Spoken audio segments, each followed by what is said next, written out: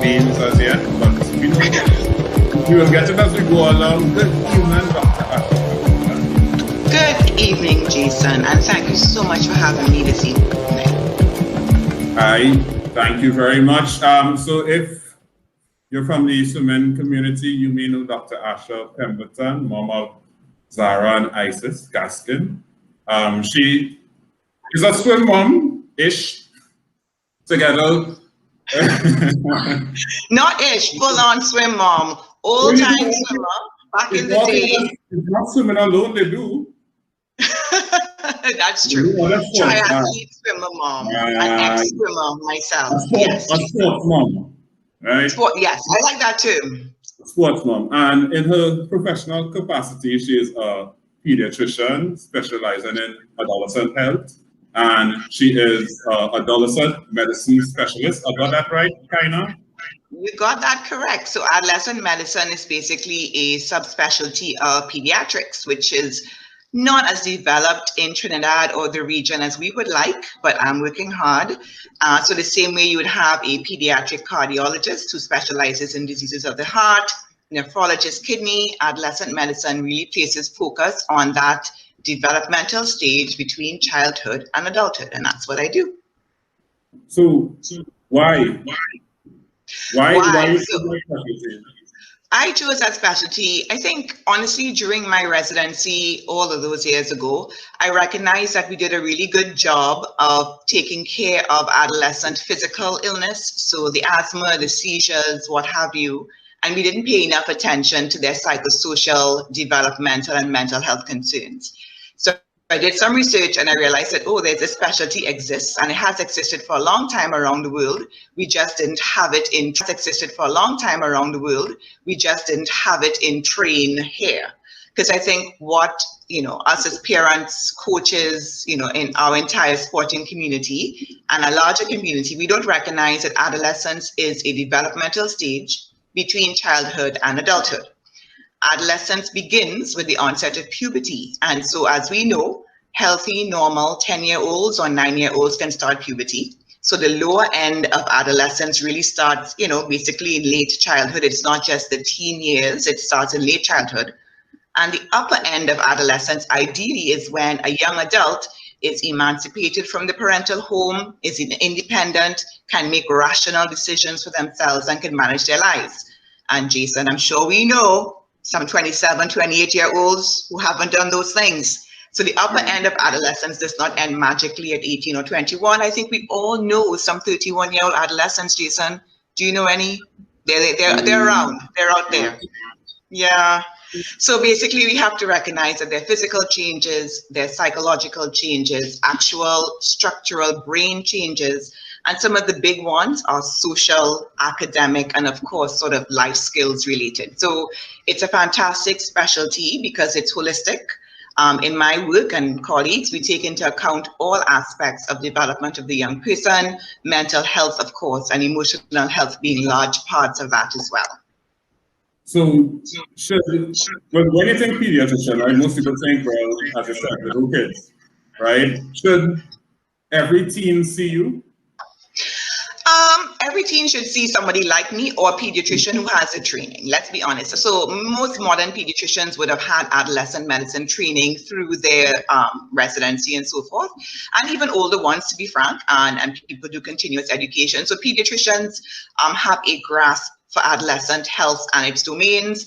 And yes, that's what I do, but I also tend to see, of course, young people with sort of more complex situations, specific healthcare needs, specific mental health care needs, high-performing athletes and their needs. So it's really a mix. But I think the critical part is not that whether they need to see me or a specialist, but they should continue engaging healthcare through this process. Because what we know is that pretty much after early childhood, most children do not interact with healthcare unless they're unwell, and that's an error. Preventive care really dictates that you should have follow-up once a year, once all is well, to make sure their growth is okay, to make sure puberty is okay, to make sure they're navigating the complexities of this pandemic, to make sure they're functioning in the online school environment? Do we know? Are they gaming too much? Are they connecting with people on Discord that they don't know? I mean, there's so many things. And so I think what I would want to share with the audience is that, yes, there are specialists out there, absolutely. But if you have a trusted healthcare GP practitioner, you know, take your child and your adolescent for checkups regularly. And that's the only way you can unearth any problems. And should problems occur or exist, then of course you can refer to specialist care. Teen mental health. Do you think as a country or as a society that we recognize that there may be issues with mental health when it comes to teens? Is it still taboo? What's going on with teen mental health, specifically in Trinidad and Tobago, as far as you know? Well, in Trinidad and Tobago in 2021, I think the awareness and the recognition is certainly far greater than it would have been even in 2019. I think the pandemic has really opened our eyes to the length and breadth of it. But even pre-pandemic, a lot of work has been done. Colleagues in the field, advocates, psychiatry, psychology, educators around recognizing the importance of mental health and removing the stigma. Is the stigma gone? No. We still have quite a ways to go. Are there access to services for everybody? No, we still have quite a way to go, but we are really on that journey. So being the eternal optimist, I would like to say that through initiatives such as these, and thank you for having me, general information, you know, we have a lot of media campaigns, and again, even our healthcare workforce is more sensitized. I think parents and coaches and educators and advocates and just young people themselves have a better awareness of mental health, and that's the first step. Because you can't recognize what is wrong unless you know what normal is that, you know, so you have to understand normal adolescent development before you can identify the abnormalities, ideally. So we're on the way there. What the pandemic has done, quite frankly, Jason, is that our eyes have been open to even more. And I'll just say really quickly, social development and connection are integral parts of adolescent development. If we think back to the good old days for me and even the gooder older days for you, Jason, teenagers, yeah, true. You keep it quiet, don't worry. But seriously, we all as adolescents wanted to spend more time with our friends. That's normal. Early adolescence, sort of the major social milestone is that young people want to spend time with friends more than their parents, and that leads to friction, but that's normal. So you look at the young people of right now, they're not going to school, which is the major place or space within they connect with friends. They've been in states of lockdown now for well over a year. The impact has been tremendous. They are interfacing through digital media and technology for school and with friends. And yes, we don't know in healthcare how much is too much. What we do know is this is the way that they connect. But with that connection, there are obviously risks. I mean, gaming risks, exposure to violence risks, exposure to, you know, predators. There's a lot out there, but this is how they interact. So, you know, the social fracturing piece has been a big one for young people on the whole, and then more so for our athletic population, because they would have connected in the pool, on the deck, doing dry land, during training, exchanging jokes and so forth, and that's a big part of their lives. And it's been broken up and then back for a little while, and then broken up and then back for a little while. So I think we need to recognize as adults that whilst we tend to say things like, you should be grateful you're healthy and you should be happy you're alive, yes, we are grateful and they are grateful, but you are able to be grateful and at the same time grieving the acute effects of this process. So you brought up the part about the athlete in general, the teen athlete. What are some of the things that their parents should be saying or should not be saying?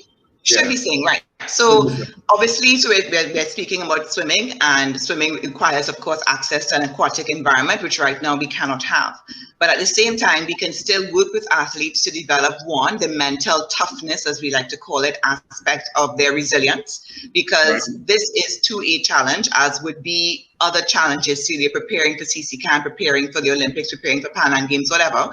So that mental resilience piece can still be fostered in this time. So we can, I could just say straight off the bat, you know, talk to young people about how they're feeling, to be aware of their emotions, And if there are negative emotions currently set in, how do we address these systematically one by one, and what can we do about it? So we have to accept that we cannot train in water at this time, but what can we do?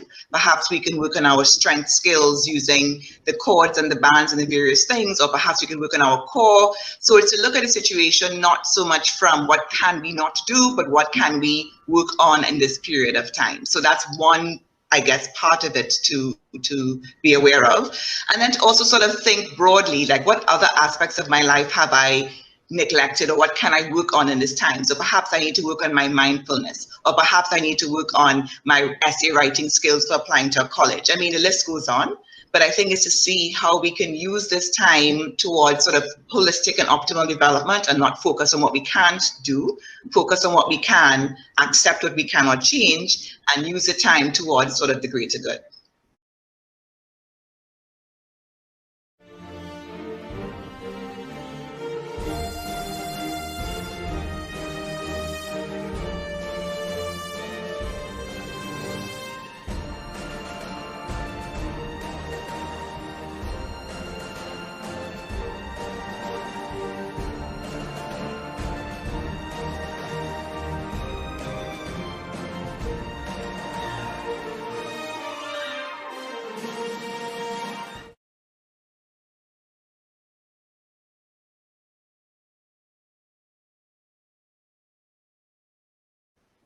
So if these feelings from the teen or the child, any child, doesn't manifest in words, what are some of the things that your parents could look for, adults in general could look for, that Sure. a teen may be going through some kind of mental distress? Right. So I can divide that into two categories. So mental health, what we know now that we didn't know as well before is that the mind-body connection is a real thing. And so mental distress can manifest as physical sort of symptoms and signs, as well as there are behavioral symptoms and signs. So some of the ones that I see all the time would be this chronic fatigue. Now, to just be clear, young people right now are rolling out of bed at maybe 7:45 and then logging on to school, hair not combed, teeth not brushed, you know, they're just sort of in a vegetative mood. But if you recognize that your child is persistently tired during the day, waking up not feeling rested, dramatic changes in their eating behavior, which can be eating too much or eating too little, poor attention to hygiene, you know, these are some of the physical symptoms that might indicate that something is wrong, in addition to which sort of vague complaints of aches and pains that don't make sense. So my tummy's always hurting, my back's always hurting, my head's always hurting. Sometimes these can be indicators of more emotional distress, but of course, you would have to see a physician of some kind to be evaluated first to rule that out. From a behavioral perspective, if a young person says to you, I do not feel right, I feel sad, I feel hopeless, I feel like life is not worth living, always take that seriously. Whilst we know in adolescence, emotions and moods will change up and down, at the same time, if a young person declares to you that they do not feel right, let us resist our historical path, you know, and say, oh, what's wrong with you? No, take it seriously, have them speak to somebody and have it evaluated. Because young people right now are far more aware than their parents of mental health because of their online presence. Because of course, it's like it's mental health month. So any young person on Instagram and Snapchat will see organizations putting stuff out there. So they have the awareness. So if they come to you and say something does not feel right, please do not excuse it, have them evaluated, right? But apart from that, isolation, again, young people will spend more time in their rooms, they will be on their devices, we have to accept that to some degree. But if there's family lunch happening and they refuse to come out, or you know, they just do not want to come and watch a movie with parents, resistance to interacting in your safe home spaces, which is where we all should be, that is another big red flag. And of course, irritability. So whilst, you know, in adults, older adolescents, sadness, tearfulness tend to be sort of characteristic of depression, and in anxiety tend to get sort of being high strung, panic attacks, constant worry. Irritability or feeling you're always on edge and easily frustrated is often a sign of either depression or anxiety, particularly in younger adolescents. So basically, the take-home point is that you need to know your young person. You need to spend time with your young person to know their normal personality. So if there's a deviation from that, then you can pick it up. So, I mean, you spoke earlier about the amount of time people spend the time they get up in the morning, sometimes it's 7:45. They may lock up in the room and do whatever. Should parents work with their teen on a schedule? What are there any skills that they could incorporate or tasks they could do to help the child along during this time? Yeah, and so scheduling and organization, probably the most that I do in my line of work, and I've encouraged from day one, even though they are not physically leaving their homes to travel or to get in a car and go to school, that schedule should remain. Now, athlete populations are very used to early morning wake up and then going to school and coming home and evening training and so forth. But in this particular time, as in today, when that's off, you will find that, they kind of go back into relaxation mode. I'm not necessarily saying that the stringent routine needs to be maintained and they wake up at 4:30 if there's nowhere to go, but they really should maintain that routine of waking up early, doing some structured stretches, even if it's yoga or just mindfulness or just waking up and reading a book. Just that structure. If you wake up, you do an activity, you bathe, you have your meal, you log on to school. At the end of school, perhaps you do a little Fortnite, a little Minecraft, all right? Auntie Asha is saying, all right, have your little time, little Discord, whatever. Do your studies and go to bed at a reasonable hour. Because again, whenever this all lifts, we want them to have that normal, what we call circadian rhythm. In other words, you wake up at the time, your brain is functioning for X hours, and then you go to sleep. We want to ensure that they have restful sleep so they're not waking up completely groggy and non-functional. And then their whole mental wellness is improved if there is a routine and a structure to which they can, be used to. And notice I mentioned it really is important. And sometimes I think in athletic homes, the focus is so much on training and performance and the academics that young people don't get a chance to rest. But like all of us, they have to have time to rest and recharge and engage in pleasurable activities. And again, we must recognize, friends, that for them right now, it will be online because that's really all they have. And so, yes, supervise. Do not have them looking at inappropriate sites and just say, yeah, they're having fun. No, I'm not saying that. I'm saying that they will have to communicate and have their chat groups and whatnot, or do their online gaming and the Among Us and what have you. That's part of their context today. I just encourage parents to supervise it, but taking away phones and leaving them completely pulled off from connection is not always the best response to, some infraction that they may have done. So you spoke about the competitive aspect. There are some competitive families. So Sisigan is up in the air. Junior Panam that was supposed to be in September has been postponed.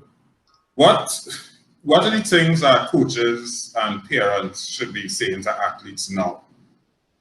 Yeah, so this has become a tough lesson in acceptance. And there's actually a type of therapy called acceptance and commitment therapy. I mean, at the end of the day, life will bring challenges and throw curveballs, which we simply cannot control. And, for a young person who's had many years of focus and discipline towards these specific high stakes targets, it is very disappointing. It's beyond disappointing to accept that these meets and these events are not going to happen.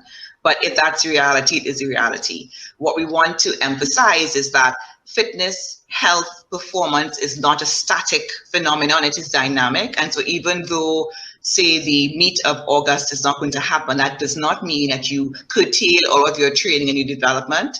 Every young person will have weaknesses, so to speak, or areas that they should work upon, and see this as an opportunity to work on X or Y. So again, I'm just using random things. Perhaps their core, their flexibility or something could have been improved upon, or just their basic concentration. Certainly there are things that you can do in this interim so that when the next event comes, they're that much more fortified towards it. So it's about acceptance. It's about dealing with any negative emotions that probably will occur. It's about not suppressing them. If the young person is annoyed because there's no meet, allow them to be annoyed, allow them to express it, let them recognize that you have to just accept and move on. But then I like to say to young people, what are you going to do with this energy? Are you going to cry? Are you going to sulk? Like, let's put it towards something and look at the bigger picture holistically. And we're about to wrap up. Any final words that you would have for Trinidad and Tobago teen athletes? Ooh, that's a big one. I think teen athletes, Trinidad and Tobago, listening, I would well, honestly, I consider adolescent health to be the ultimate domain of holistic wellness. And so let us pay attention to our physical health, again, nutrition, rest, water, structure. And again, even if we cannot be in the pool, there's certainly dry land, there's strength, there's flexibility, there's what we call prehab preventive injury. From the emotional health perspective, please talk to your young people, spend time with them. If you have 3 teenagers, you have triple the load. Ideally, parents should spend individual time with each young person to get to understand them. Thirdly, recognize the integral part to social development to their overall lives. Allow them in a supervised manner, of course, depending on their age, time to connect with friends. And I think it's important for young people to engage in mindfulness. I'm a mindfulness teacher as well. Journal their thoughts, write down this experience, make videos, whatever appeals to you, but find a way to put what's in their mind into some other medium, if not only to look back and reflect upon it next year, but it really is quite therapeutic to put things out of the brain when there's so much chaos happening onto something else, free your mind a bit to move on to the next task. And I think, yeah, those are my parting words, Jason. How do you deal with all these teens and have 2 teens at home? Jason, long days and long evenings. Yes, but I'm living the dream in that sense. So I do it in my space, but I see it at home, and it's a lot for them to navigate. So I try to practice what I preach with lots of patience. So we would like to thank Dr. Asha Pemberton for coming on to Chlorine Calalloo tonight. She didn't tell me to say this, but you can always follow her on Instagram too. Teen.tt. She has a lot of information that could be helpful to you. Thank you very much for your continued service, and I hope that you continue to keep safe during this time. Thank you so much, and I am keeping safe because I do this, but I'm also frontline in the hospital, so yes, and I want everyone to stay safe and do everything that is, this too shall pass. It does not feel that way, but it shall. So the important thing is for us to stay safe so we can see the next day. Thank you so much, Jason.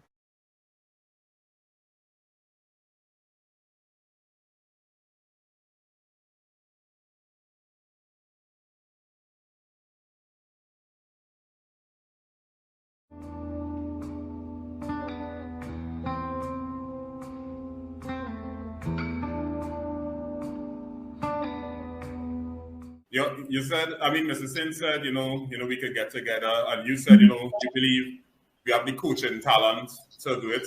Do you think we have the people necessary to drive this whole process? Because the coaches can't just get up one day and just decide to put together a technical plan.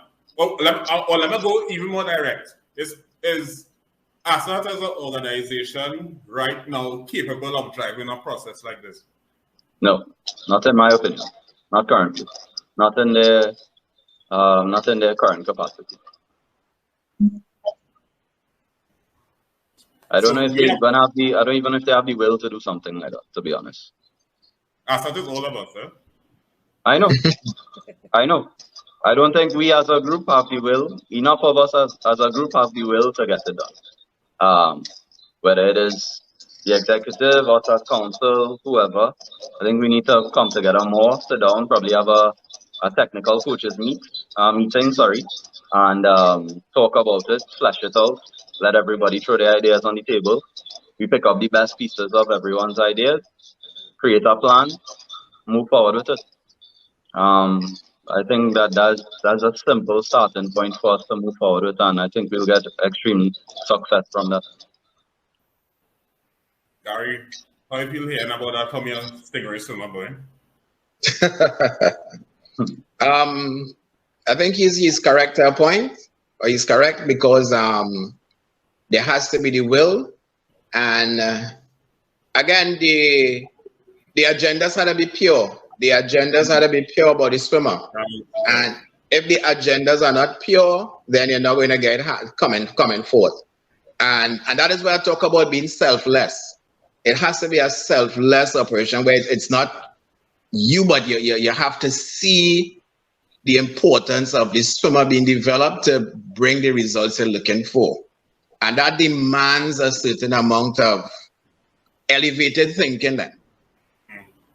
Okay? It demands a different type of thinking. And And that is what we need. We need that type of thinking where one, as Christian mentioned, and the word that came to mind too was networking, where there's a certain amount of networking among the local fraternity to ensure that we have this development taking place. So where we started, there has to be an excitement created among the swimmers that drives the parents to get out there. Because if they swim, hey, mommy, I want to go and train, I want to be involved in this, they would start to be encouraged to start pushing too, because these are the people who need to get the swimmers to the pools. Yeah. And they need to get involved to keep that excitement going. And yes, so therefore we have to have a pure agenda. We have to have a pure agenda that focuses on the development of the swimmer.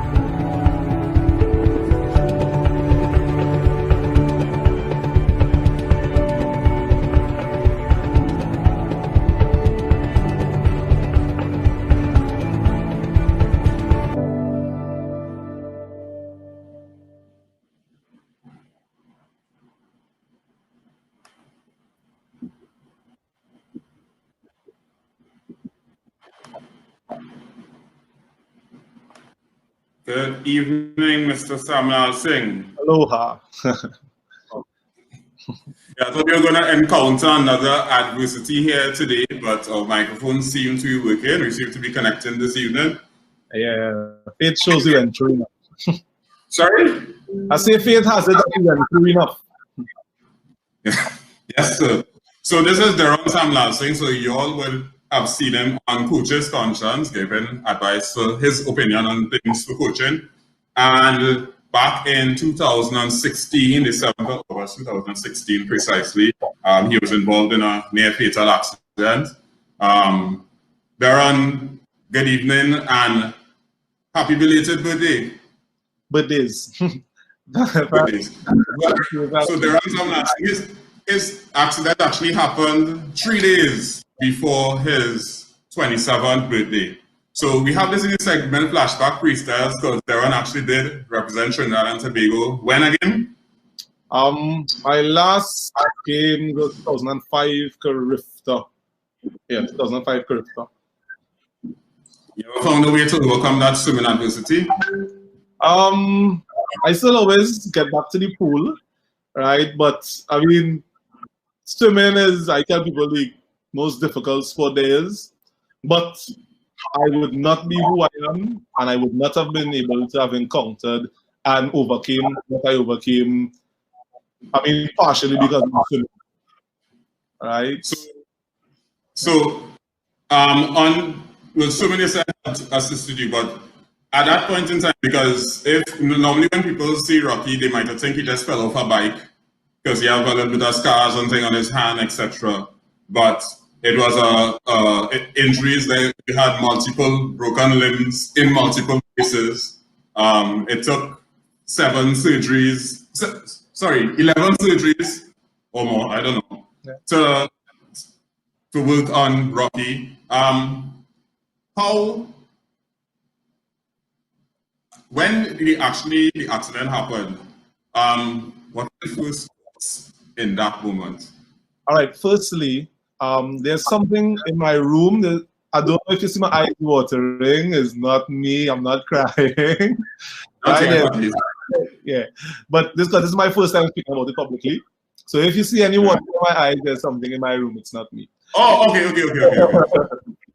I'll try to help you out. All right, cool. But when I first saw my leg, I was just in shock. I was like, this is not my leg. And everything hit me like a flash. I mean, I'm sure my mother's going to be crying. She was in the comments just now. I called my mother, and I asked somebody to call my mom. And I told her, I was like, Mommy, I love you, but you're never going to see me again because I've just been knocked down. And by the looks of it, things are really bad. Right? I was in shock. Today, a guy came. He told me, I remember clearly his words were, I'm a paramedic. I worked in the States. Right? Don't worry. You'll be all right. Just listen to me. I did everything he told me. Person said they saw him, like police officers said they saw him, but no one was ever able to find him again.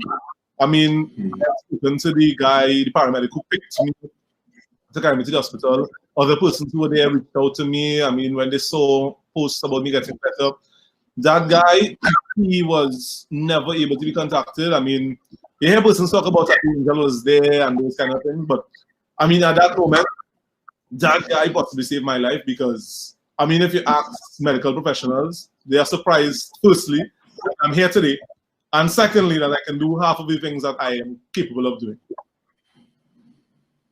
That you can do half?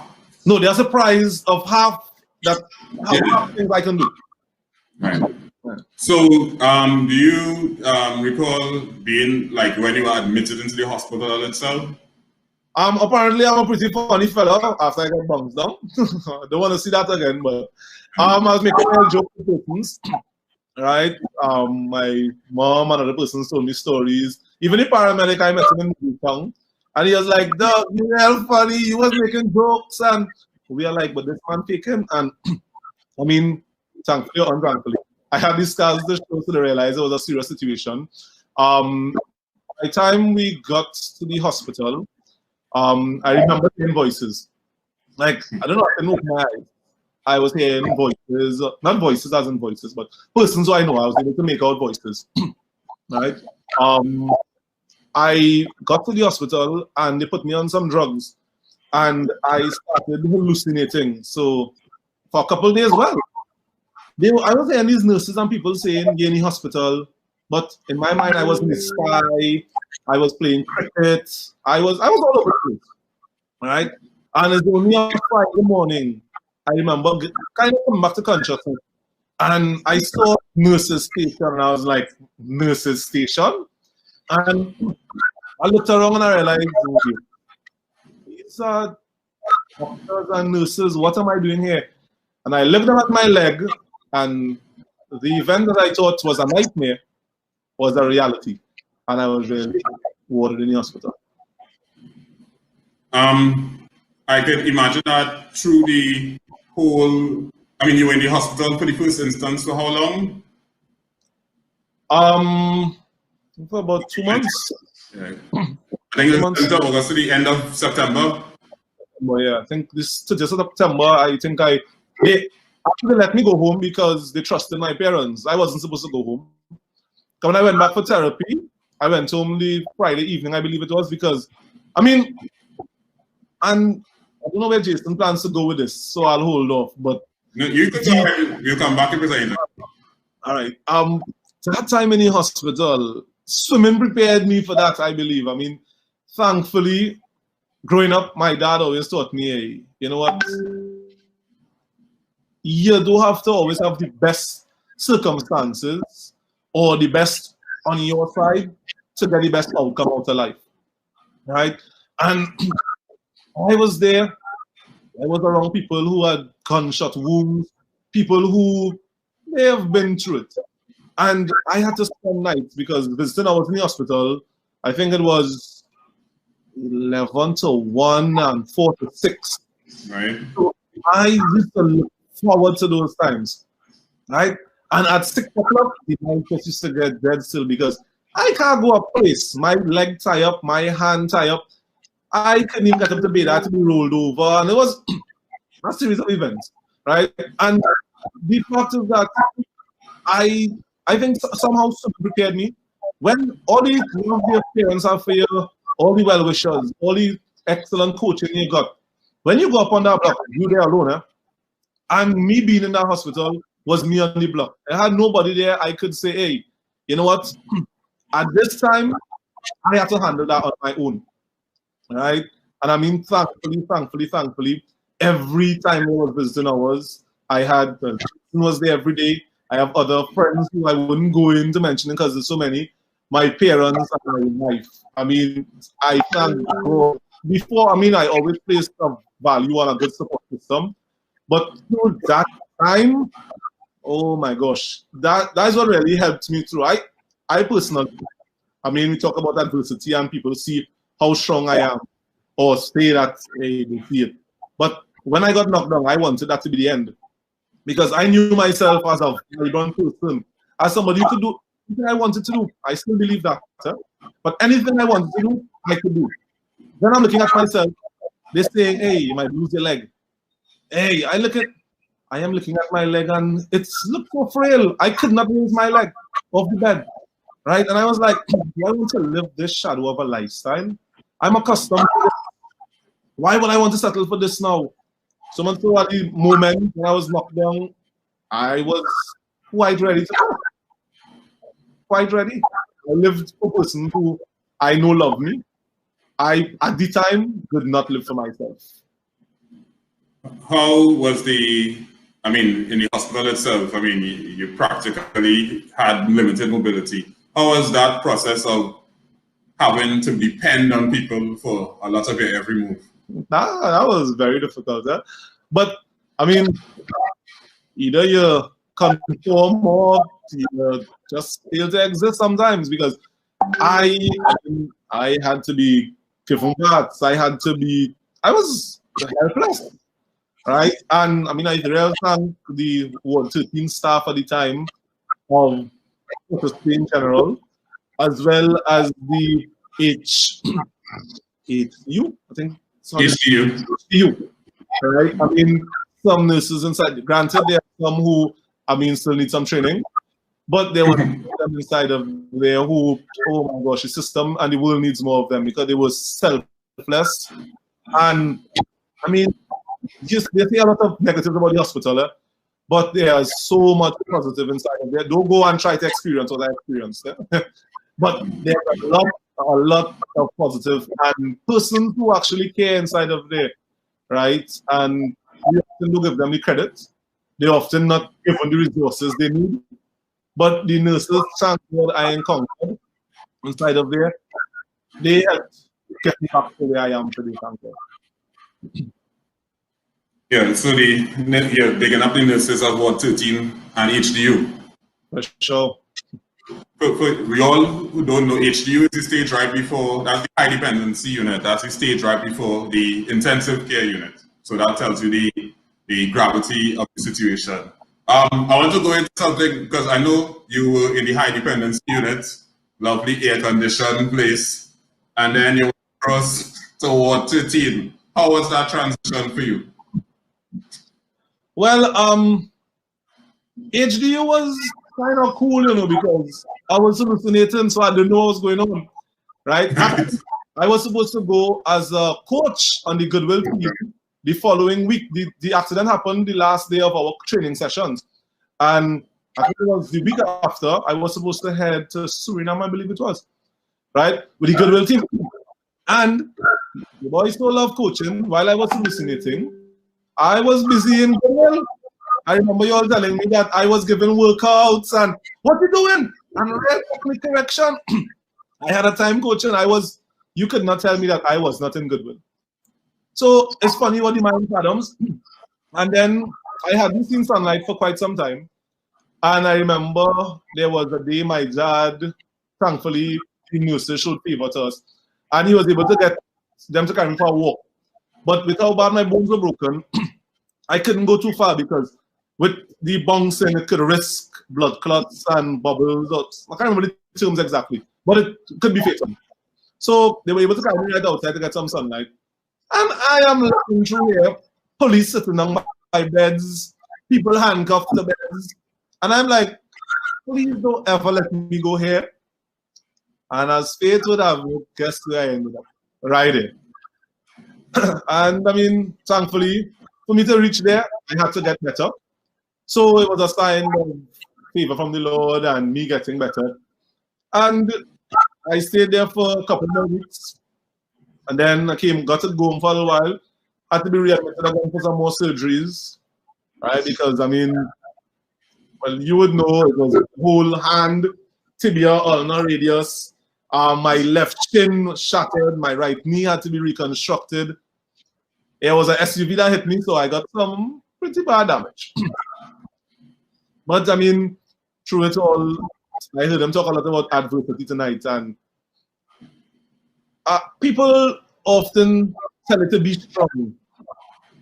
What does that mean? You can't teach somebody to be strong. If I tell you orange is sweet, that's subjective. What is sweet to you isn't sweet to me. And if you don't know what it takes to be strong, and I try to carry my life lessons across to my swimmers, that, hey, you know what? You're looking at it as an obstacle today, right? But there's so much more positive you could find out of this. Bad is all about perspective. Because when I sit back and think, the vehicle that bounced me, had I think 5 or 7 persons in it. Suppose they were to drive off the road higher up at a cliff, right? Or they were to continue driving along. Everything, as cliche as it sounds, happens for a reason. You may not understand the reason, you may not know the reason, that's none of your business. You are here now, you're given certain obstacles. Bad things don't only happen to bad people, good things don't only happen to good people, right? We all are dealt certain cards. You could choose to throw it in, or you could choose to try to fight it. And as I tell you, I never thought my life would come back to where it is today. And I was quite comfortable with, hey, you know what? Wherever life leads me, I will make the best of it. And everybody has something going on. I understand that. That's what adversity is. It isn't something we often think adversity is unique to you, unique to me, that we are going through it, right? But don't be afraid to lean on your brother. Don't be afraid to lean on your sister, right? You must have people who care about you, right? You have to just endure day by day. I remember, I mean, at times, my mother's a real, oh gosh, that woman joyful sometimes. Oh gosh, yeah, boy. And at times, she come in to help me try to be positive. And I don't want to hear it. I don't want to be positive. Do not tell me to be positive because you don't know what I'm going through. You don't know what it is to be bounced down. You don't know where my mind is at. You don't know anything that I am going through. And you feel like you're all alone and you just want time to reflect and be sad. But at the end of the day, hey, you know what? You had to bounce back. You had to dig deeper in yourself. Find little joys. Find little moments that could get you over how you feel. Right? You're better than this. You're stronger than this. The only reason you're given this challenge is because you handle it. So is it that you're trying to take Sally and them work? No. I am comfortable where I am. Right? But I do believe that, hey, you know what? Experience is the greatest teacher. Right? And I have seen adversity firsthand. Right? And I used to coach in a wheelchair when I came back. I was so thirsty to start back coaching. I rolling up and down the field in a wheelchair. I have surgery next week. I can't stand up.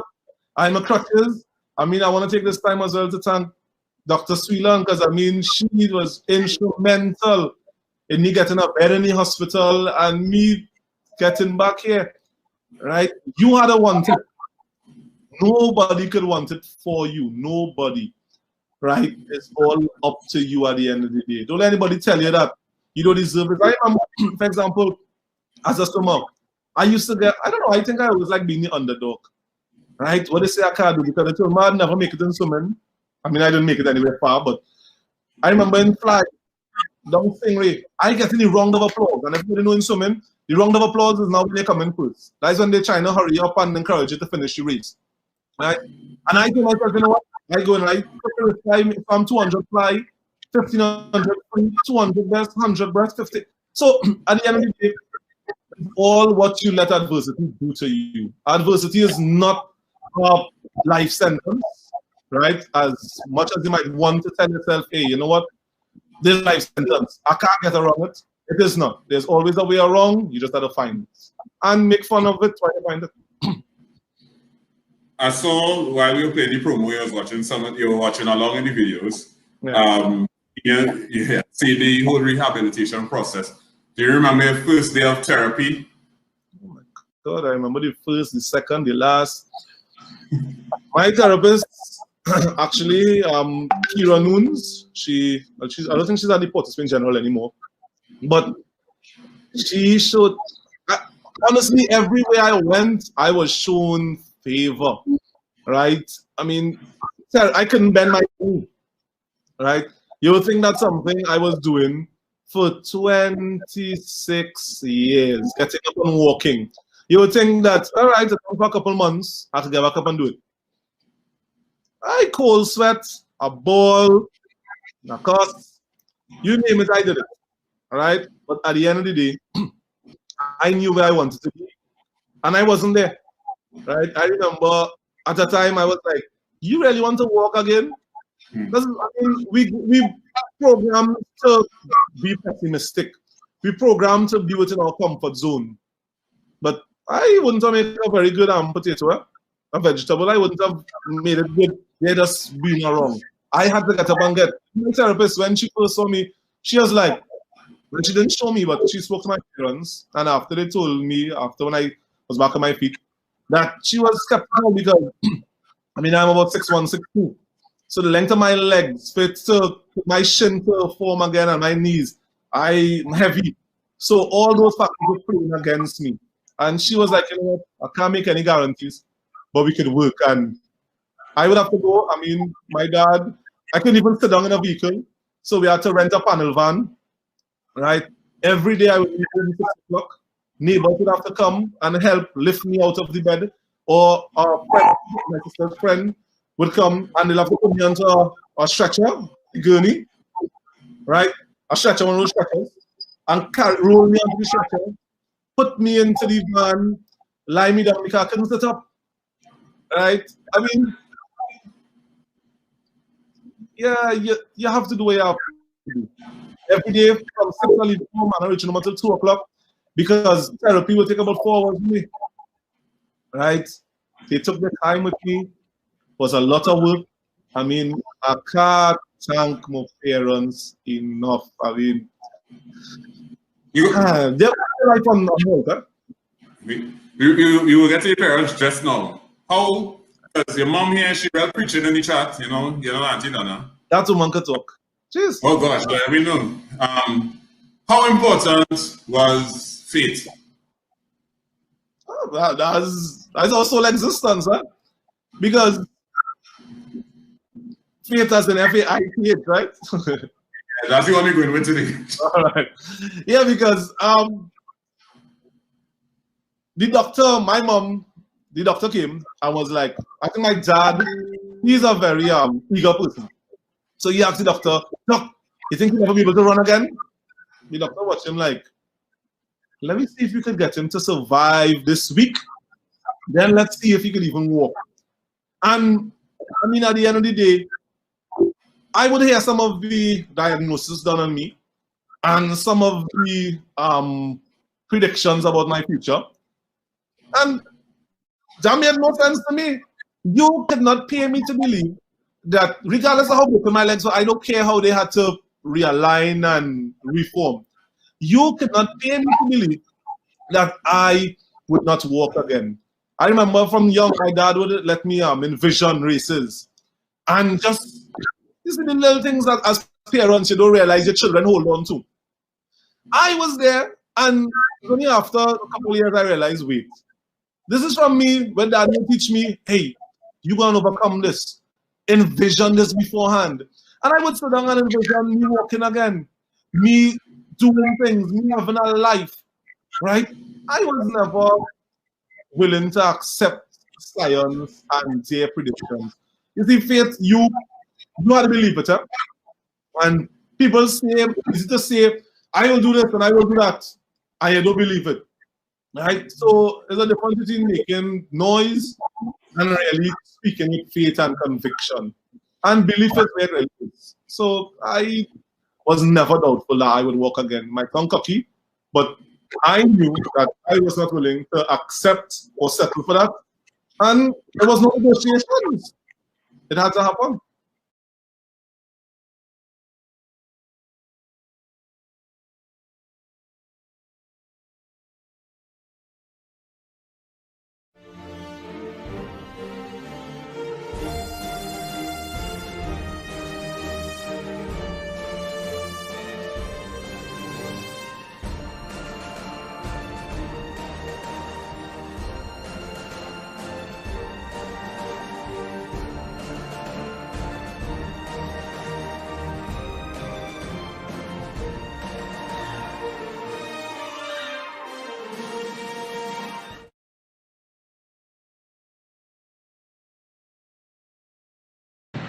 Hi everyone. I really appreciate the love and support on this journey. I mean, it's not where I expected to spend my 26th birthday, but I must say the love and care shown thus far, and I know will be shown during this time for me, will be what it is. I mean, things happen the way they happen for a reason. And I just want to thank those that have lent the support and given comforting words. Alright, thank you for everything. Hope you'll be out soon and with a speedy recovery and you can hang sometime. Thanks. Na na na na na na na. Whoa, whoa, whoa, whoa. Life is so good to me. Life is so good to me. Whoa, whoa, yeah. From your wake up this morning, you're the winner. Yeah, yeah, yeah, yeah, yeah, yeah. From your wake up this morning, you're the winner. Yeah, yeah. Watch out, Jaja. Here we love our life now. Everywhere is vibes now. Whoa, I say watch out, Jaja. Bring woman so nice now. What more could I ask for? Beside a woman in front, you can go down and walk up she waist and get on and mind that she body can wind up no more. Cause life is short and tomorrow not sure, so I live like it's my last. Oh, drinks in me and now. Jump up and wave as the plan now. Just stop and girl with the man now. Whoa, cause the things are sweet. Sometimes I feel like I don't wanna go home, no. Cause the things are sweet.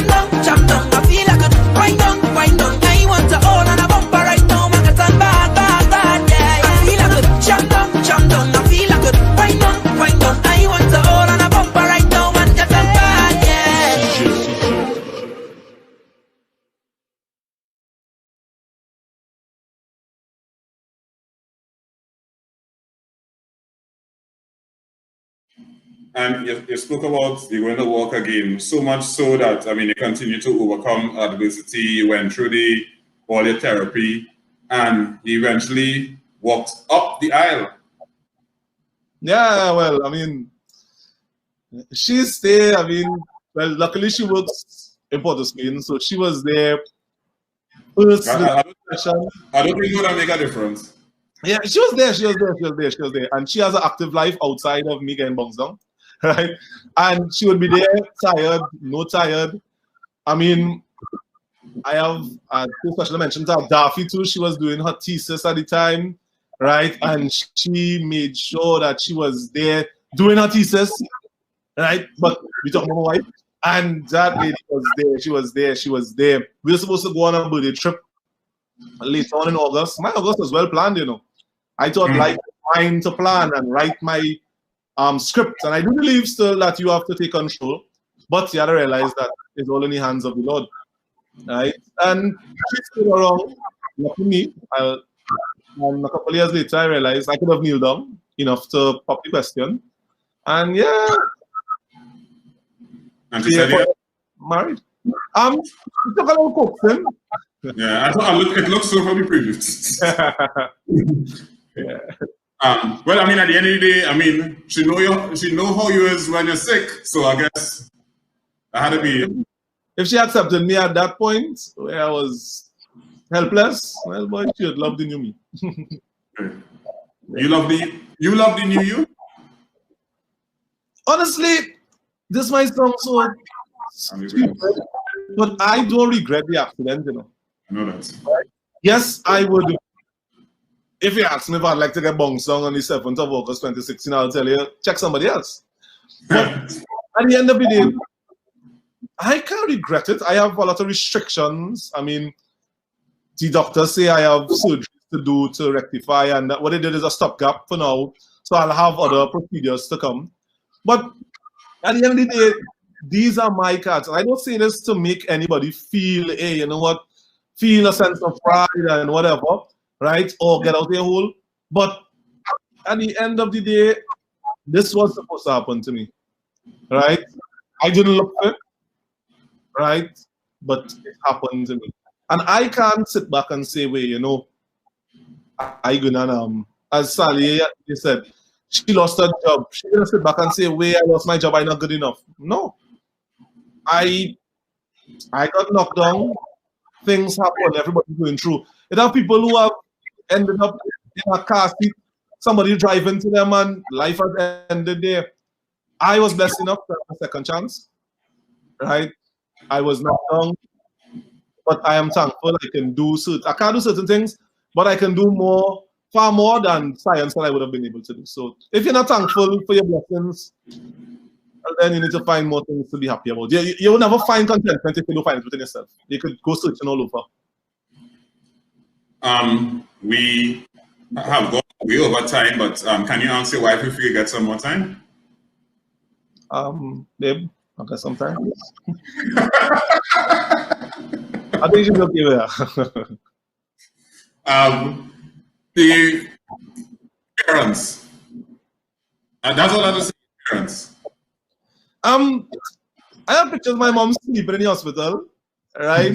I lived in traffic about 2 hours from the hospital, right? Normal driving about 45 minutes to an hour. You know, Trinidad always have a little traffic, right? And they would be there, they would come down, spend the day. They can be inside the wards, they will go around, find things to do, right? They stop their whole life.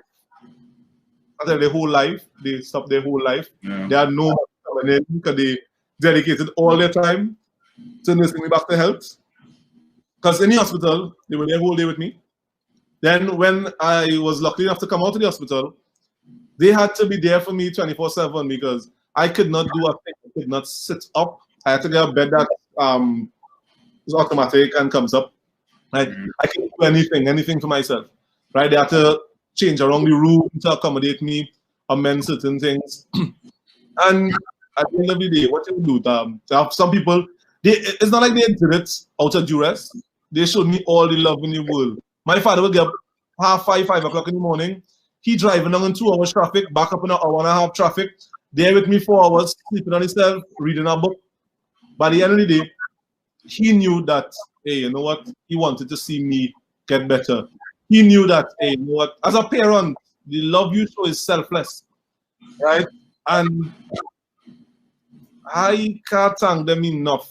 And ironically enough, I think our relationship grew even greater through this adversity because we really saw that side of each other that I suppose in your regular scheduled program called life, you do get a chance to sit back and show that side, really be that person. I mean, I always knew my parents loved me, but things I saw them do, and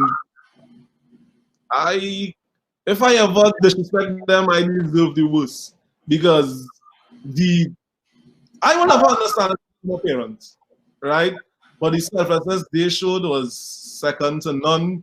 I mean, they always brought me up in a way to, all right, be loving, show love, and lessons they always taught me, but to see them live it like that, yeah, boy. I don't even know how to describe it, and I'm normally very chatty. Serious? I didn't realize. Very good.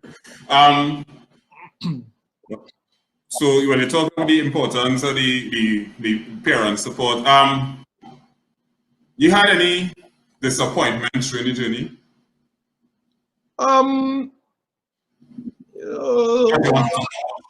Yeah, you see, yeah, I saw the true side of some people, right? But was that a disappointment, or was it something that should have happened? A revelation. Yeah, a revelation, right? I mean, when you see so much blessings flowing your way, you really do have time to be disappointed. Because I would get, I had like a vaccine. Most people would know what that was, but I had wounds that refused to close, right? So I would have to go. I wouldn't go too detailed because I know some people can't take those things. But I would be in the hospital going back and forth, and they couldn't find the reason for it. Back and forth, and I mean, there were a lot of reasons for me to lose faith. And granted, I would have wavered from time to time. Don't get me wrong, I wasn't always smiling. I wasn't always excited and positive. But I mean, I took my time. I went away from where I should be for a little while, and I got back to the point where I know, hey, you know what? This is who you are. This is what's going on. Find a way to overcome it. What was the scariest time for you? Oh gosh, it was in the video. I remember they told me I had to do something with my leg. But 2 times, one of the surgeries I was doing, I don't know if it didn't make the anesthetic good. And I was feeling like fires running through my hands when they were trying to put me to sleep. And I was on the bed bawling. And I'm like, hey, I'm not going to be done then. Because I'm not falling asleep. I'm not going under. And this thing is burning my hand. Right? And it's just like, you know what? You couldn't stop it. Right? That's one. I mean, I got accustomed to surgeries after a while. Initially, the first surgery, right? That was my first time going on a knife, right? And the first surgery was very scary because people talk about the probability of you dying and whatever. But the morning I woke up, they put a fixation in my leg. I didn't know what they were going to do. So I came back up from surgery in the evening. Normally, I was very nauseous. After surgeries, I was real out of it for the next day. And the nurse came in, and she was like, hey, they put a fixation in your leg. I am covered up, eh? So I was like, nurse, you have extra vision? You seen a fixation in my leg? She was like, you didn't see a leg yet? I was like, nobody shit. Oh, no, you see it in my leg. She was like, all right, you want to check it out or you're ready to see it? I was like, all right, let me do it. And when she raised up the sheet, there were 4 pins going into my leg to keep me from bending my knees. And I was like, what is this? And I didn't know what to expect. I didn't know this would be in my leg. So I was like, something went wrong? What happened? But after they reconstructed my knee, apparently you're not supposed to bend it All I hear people say otherwise, but they're not supposed to bend for a certain period of time. So they have to put the to keep my leg locked. So even if I tried to bend it, it couldn't bend because the steel would prevent it. Yeah, I think that was one of these scarier moments. I had a lot that, but that's the couple that stand out. I just wanted to show this is the fixator and thing here. Yeah, on the right hand side. And as you can see my leg, that's how I got up watching my leg like a key. And I was like, what leg is this? And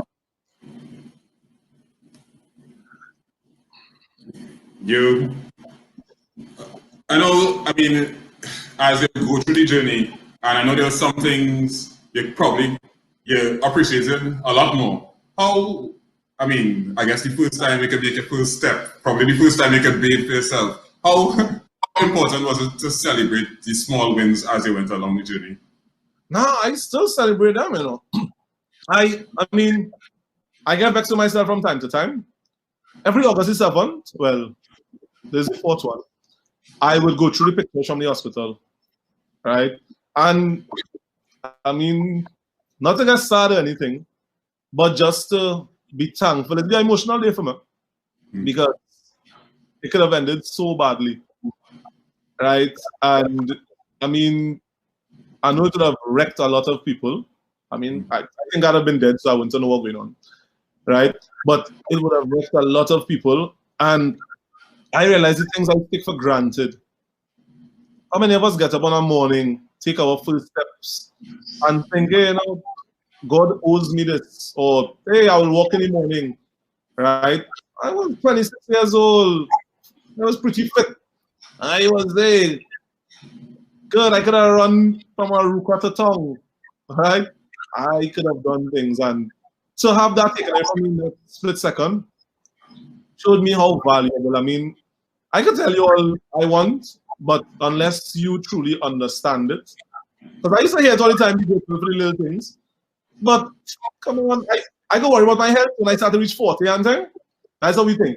Once I reach like 40, and then I'll start to worry about my health then. But now, I do my own thing. And I get up in the morning. It'll be painful still, right? But I realize you take things for granted. Like my left hand, I can't supinate with it. So how this hand can go, this hand can go. I have a lot of restrictions, right? And we take these things for granted. Being able to pick up something, being able to touch your toes, being able, because we think that, hey, this is normal, but people with terminal illnesses, and there are people who have just seen different sides of life, right? And I urge persons, hey, always be thankful, right? Nothing in this world is yours. Nothing in this world is forever, right? Enjoy it while it lasts, but don't ever take it for granted. Don't ever take it for granted, because the simplest things, right, is what is real miss. So be thankful.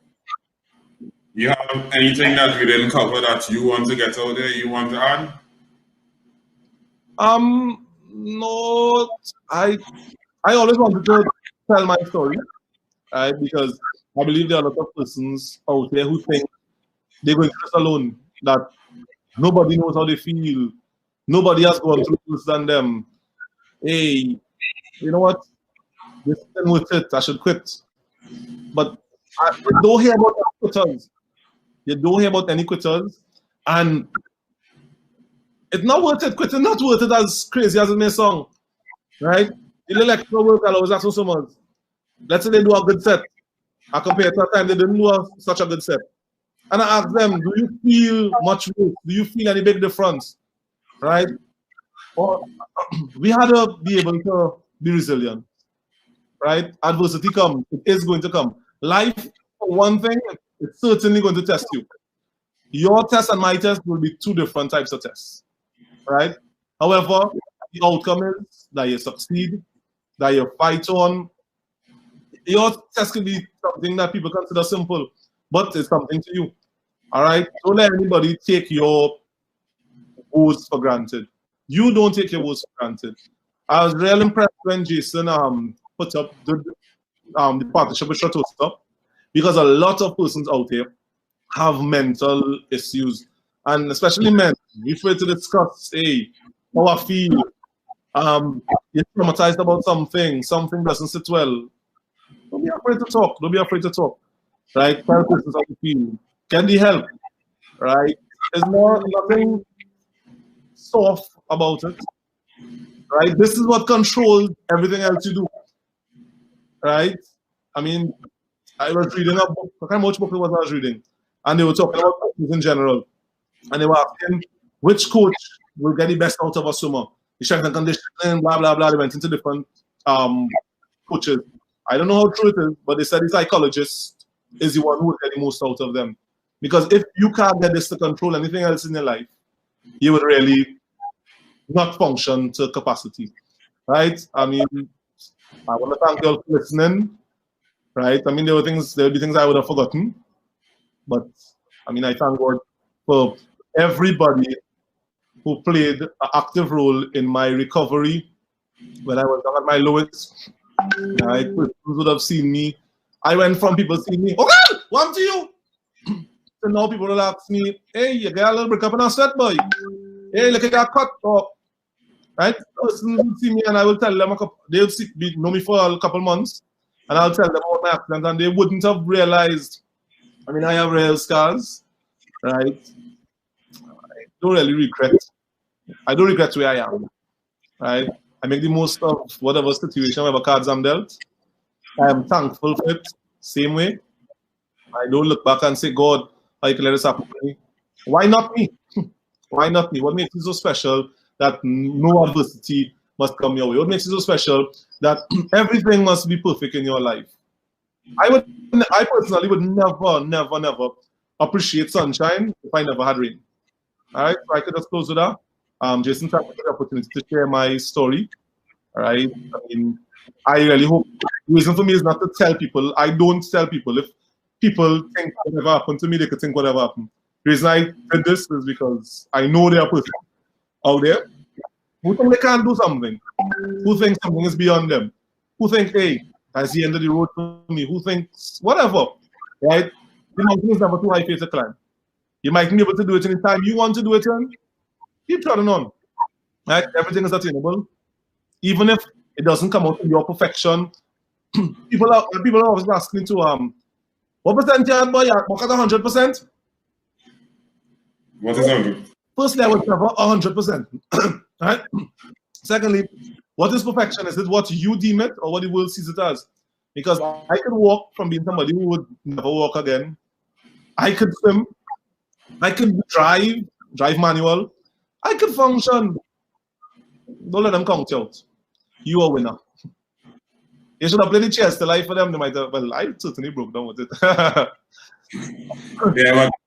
but Rocky, I'd like to thank you very much for sharing your story after some of your story, because I mean, we could have go for hours, I guess. Yeah.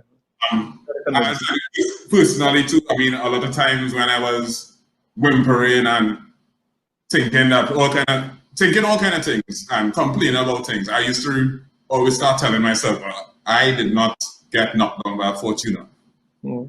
Telling myself that because to see how you handle the situation, honestly, I told people if it was Jason at that point in time and that happened to Jason, that might be it. And how you face the situation each and every day, and the support, the family support, which I know you talked about over and over again, the friend support. I mean, honestly, although it seemed like a nightmare at the start, it was part of a beautiful story that continues to, right? Yes, your mom here is real proud. You are a winner for sure. I think she's gonna call you and cry afterwards. If she's not crying already. Somebody had to block her, yes? Yeah, I think she needs to be blocked. But thank you very much for inspiring the audience, for inspiring me. And I hope you continue to share your story with people. Thank you for being there, Jason. Thanks much. Well, I'm going good so far. Let me end this life fast. Thank you very much. Thank you, Asia. Thank you, Ronald Rogers. Thank you, Flying Fish Swim Club. The Nutritional Nuggets. the mental massage, of course. And thank you, Rocky, for sharing with us tonight. This was episode number 11, where Asia tried to take over the show at the start, but after the recount, we have risen again. Tough luck. Thank you very much, and everybody have a good night. Bye.